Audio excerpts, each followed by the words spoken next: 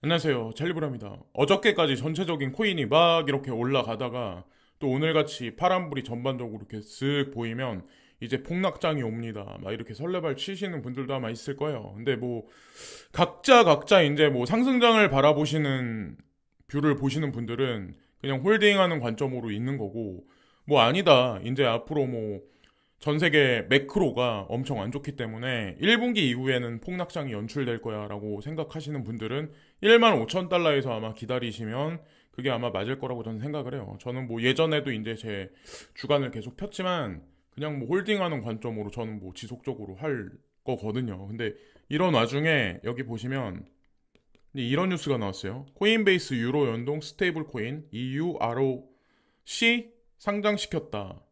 그래서 이 얘기가 있는데 의미가 엄청 큰 거거든요. 원래 보통은 스테이블 코인하고 이제 페그를 시키면 보통은 달러였죠. 기준이 되는 게.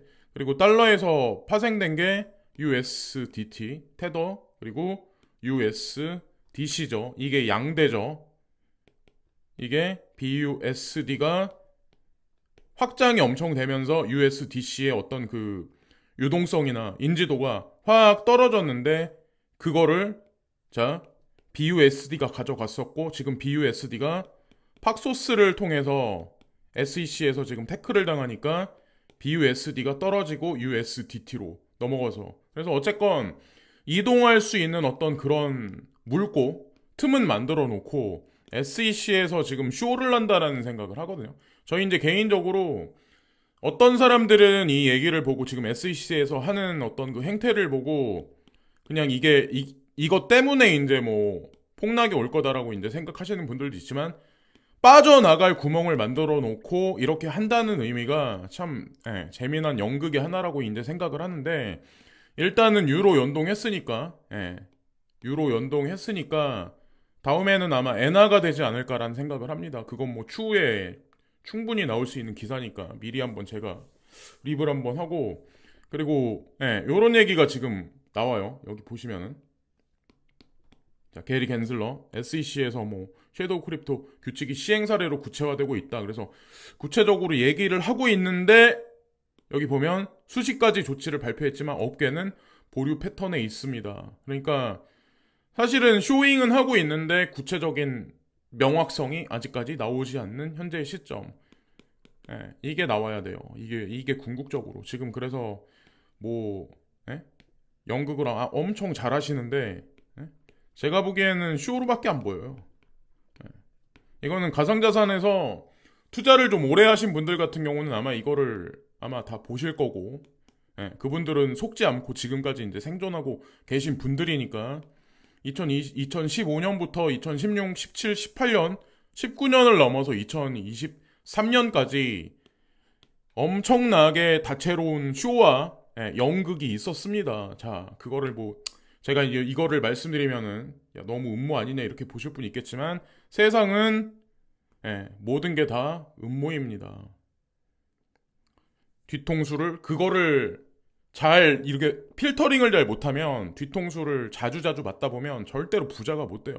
뉴스를 볼 때 거짓과 진실을 구분하는 게 그게 가장 부자가 되는 첫 번째 덕목이라고 저는 이제 생각을 하거든요. 제가 이걸 말씀드리는 거를 가상자산하고 관련 없는 유튜버나 그런 분들이 아마 그런 사람 그러니까 좀 사회적으로 성공한 사람들이 그런 얘기하는 거를 아마 인터뷰한 어떤 그런 자료들이 되게 많을 거예요. 그분들도 그렇게 동일하게 생각을 하시고 STO 증권형 시리즈 가상자산 증권성 뭐 평가 방법 그래서 뭐 CRC 얘기가 나왔더라고요. 제가 보니까 크립토 레이팅 카운슬 여기 뭐 같이 들어가 있는 데가 뭐 그레이스케일 자산 운용사 뭐 코인베이스 뭐 제미니 거래소 크라켄 이런 데가 연합해서 CRC를 아주 오래전에 만들었거든요. 근데 보면 여기 이것도 참 재미난데 여기 지금까지 나와 있는 거 내용으로는 뭐라고 나왔냐면 비트코인은 증권이 아니야. 증권성으로 20% 확률밖에 없어. 이 채굴이잖아요. 근데 이게 참 아이러니한 게 뭐냐면 여기 보시면 여긴 또 XRP는 이쪽에 가까워요. 증권에 가깝게 이렇게 또 얘기를 했더라고요.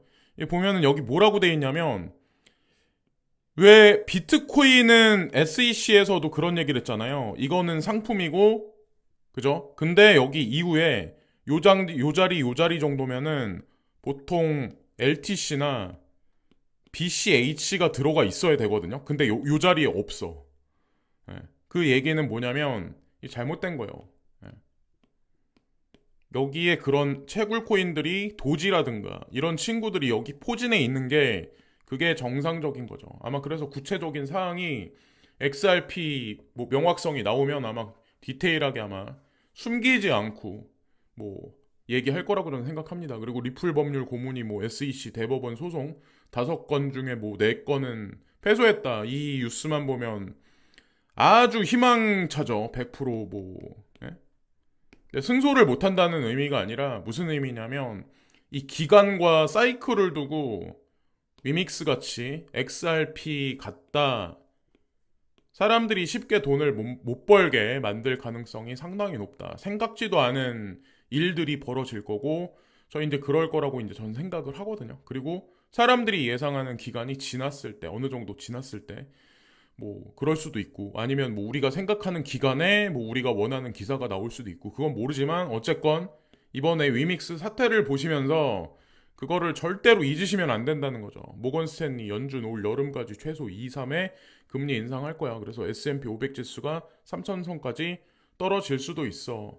시장은 주식 시장도 그렇고 가상자산 시장도 그렇고 잠정적으로 미온적인 하락이 들어가면서 미디어가 또 이런 식으로 또 끌고 있어요. 자, 뭐 이거를 사실이라고 보실 분들은 그냥 사실이라고 보시면 되고, 자, 뭐 각자의 판단 언제나 말씀드리지만, 자, 위메이드, 사우디아라비아 뭐 966와 전략적 파트너십 체결했다. 호재 뉴스는 지금 다 나오고 있어요. 참 이런 게 참 근데 제가 이제 기사를 읽어보니까 엄청난 뉴스이긴 하더라고요. 예. 여기 보면은 200원에서 3,500원 코인 이래서 못 끊어 망한 줄 알았더니 반전. 근데 거의 대부분의 분들이 망할 거라고 망했을 거라고 아마 판단하셨겠죠. 물론 최고가 대비해서 많이 까져 있는 건 사실이지만 회복이 아직까지 원래 가격까지 못 간 건 기존 사실이긴 하지만 그럴 가능성을 전혀 배제하지 못한다. 제가 최종 한국에서는 업비트 이거를 희망회로를 돌리자고 제가 말씀드리는 게 아니라 제 느낌이 몇 가지가 근거가 있기 때문에 제가 여기 방송에서는 말씀 안 드리지만 어쨌건 아는 사람은 이미 다 알고 있을 거예요. 200원까지 떨어뜨리고 지금 3,500원 참. 예. 근데 이게 위믹스에 국한된 얘기는 아니라는 거죠. 그러니까 제가 지나가기 전에 이제 한마디 말씀드리려고 하는데 제가 쓱 지나가면서 항상 본인이 무슨 코인 투자하는지도 모른다. 라고 제가 이제 말씀드리는 게 사람들이 보통 이제 구글링 하거나 그냥 표면상만 분석하는 유튜버들이 뭐라고 얘기를 하면 그것만 보고 본인이 투자한 코인을 그냥 분석을 해버려요. 근데 보이는 게 다 아니다라고 제가 이제 항상 요즘에 이제 반복해서 말씀을 많이 드리죠. 팍소스 SEC와 건설적인 논의 중 뭐 이런 얘기 BUSD 문제가 지금 아직 솔루션이 완전히 돼 있지 않은 상황에서 이런 기사가 중간에 한번 나왔어요.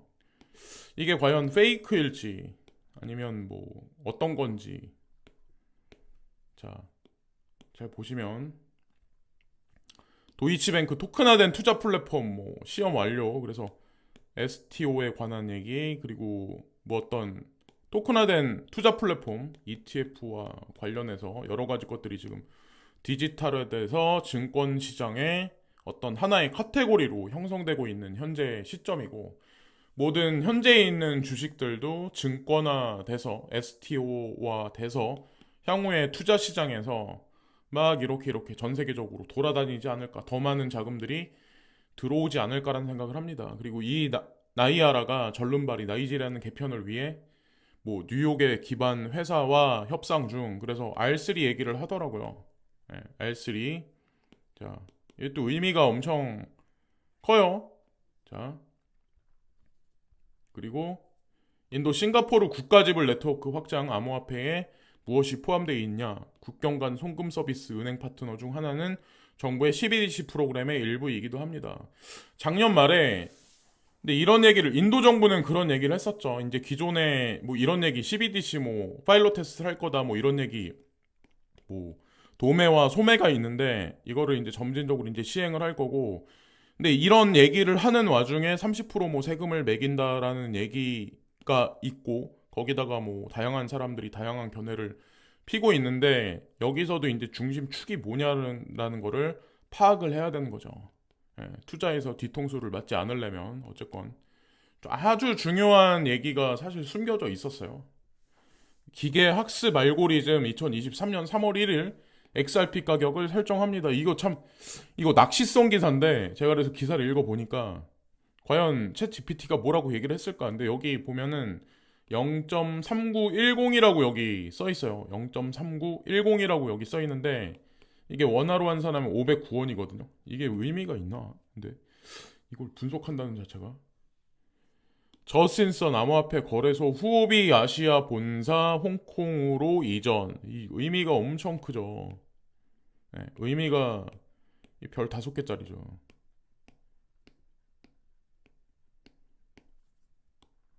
자, 본사를 홍콩으로, 싱가포르에서 홍콩으로 이전한다. 과연 숨겨진 비밀이 과연 무엇일까요? 홍콩은 중국의 일국양제에서 중국 어떻게 보면 중국에서 모든 제도와 정책에 관해서 이미 다 관여가 돼 있는데 과연 그냥 홍콩을 테스트 매장으로 그러니까 테스트 샘플링하기 위한 하나의 지역으로밖에 보고 있지 않는 것인지 홍콩이나 기존에도 원래 마찬가지로 싱가포르를 통해서 중국 자본이 많이 들락날락했었어요. 그러니까 그 실 사례가 뭐냐면 알리바바의 엔트파이낸셜 있죠. 엔트파이낸셜의 본사가 싱가포르에 있어요. 자, 그리고 소뱅하고 관련이 돼 있었고 그 여러 가지 커다란 프레임을 보시면 대충 가상자산 시장의 큰 줄기와 맥락을 아마 보실 수 있을 거예요. 자, 치솟던 가계부채 10년 만에 꺾였다. 이 의미가 어떤 의미를 시사를 하는지. 자, IMF 아시아모 기저 인플레 압박에 금리 계속 올려야 할 수도. 오히려 이런 얘기가 나오네. 이게 진실일지 거짓일지. 자, 아시아. 서양이 좋을까요? 아니면 선진국 G7이 좋을까요? 동아시아가 향후에 주식시장을 기준으로 했을 때는 좋을까요? 상승률 측면에서. 예. 기사가 얘기하는 게 진실일지. 그리고 챗 GPT 자의식 없어. 정보 판단은 인간의 몫으로 남겨야 뭐 이런 얘기가 나오죠. 그러니까 스스로 판단할 수 있는 힘이 있어야 된다. 아무리 챗 GPT가 있더라도 자의식이 없기 때문에 챗 GPT 사용점은 제가 보기에는 숫자를 기반으로 한 데이터들이나 막 그런 거 있잖아요.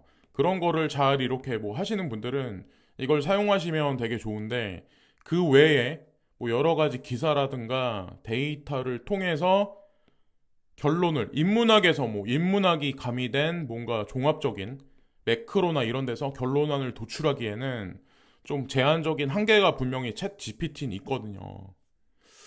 제가 보기에는 그래요. 그리고 뉴욕보다 중국, 금리 인상 부담감에 미국 지고 중국 뜬다. 이거는 진실일지 거짓일지. 저는 예전서부터 G7은 수 가라앉고 오히려 중국을 위시한 신흥국들, 인도 이런 국가들이 향후에 점진적으로 성장할 거다라고 지속적으로 언급을 했었어요. 그 결과의 값이 아직 나오진 않지만 분명히 2025년에서 2030년까지 천천히 아마 윤곽이 드러나기 시작을 할 겁니다. 지금 뭐 표면상으로는 아마 인지를 못 하시겠지만 그 객관적 데이터가 한마디로 이런 거죠.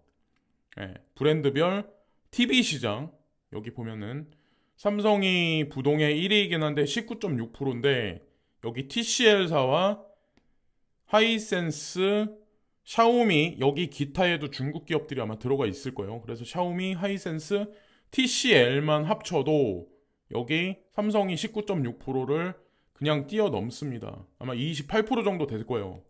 중국이 차지하는 비율이. 자, 어쨌건 지금 현재 이렇게 점진적으로 중국이 우리나라 수출 섹터를 계속 좀먹어 들어가고 그래서 알아야 되는 거지. 이거를 적대시한다고 그래서 그거를 방어하지는 못한다는 거죠. 결정적인 순간까지. 반도체도 마찬가지로 페이크적인 기사가 되게 많이 나오는데 알게 모르게 이미 다 뭔가 이런 거를 그 반증으로 보시면 돼요. 뭐 드론 시장이라든가 아니면 전기 자동차 시장이라든가 그거는 과연 어떻게 될지 그게 사회 인프라의 주축이 될 가능성이 높은데 향후의 4차 산업 시대에서는 자 그럼 어떻게 그러니까 플렉시블하게 항상 이제 생각을 해야 된다는 거죠. 그냥 전통적인 사고방식의 선입견을 가지고 나는 사업을 안 하니까 나는 뭐 유튜버를 안 하니까 뭐 나는 나의 일관된 어떤 그런 게 아니라 좀 약간 오픈된 마인드와 깨어있는 사고방식이 필요하다는 거죠. 시간이 더 흐르기 전에. 가상자산 시장에서도 마찬가지로 뭐 점진적으로 중국 자본이 들어오기 시작한다면 향후에 무슨 일이 벌어질까 이런 것도 천천히 한번 기사를 보시면서 예측해 보시면 좋지 않을까라는 생각을 합니다. 그냥 숫자만 파란색 숫자만 보시면서 아 이거 올해도 글렀구나 이렇게 생각하시기보다는 자 여기까지 말씀드리면서 오늘 방송도 마치겠습니다. 오늘도 시청해주신 많은 분들께 항상 깊이 깊이 감사를 드립니다. 감사합니다.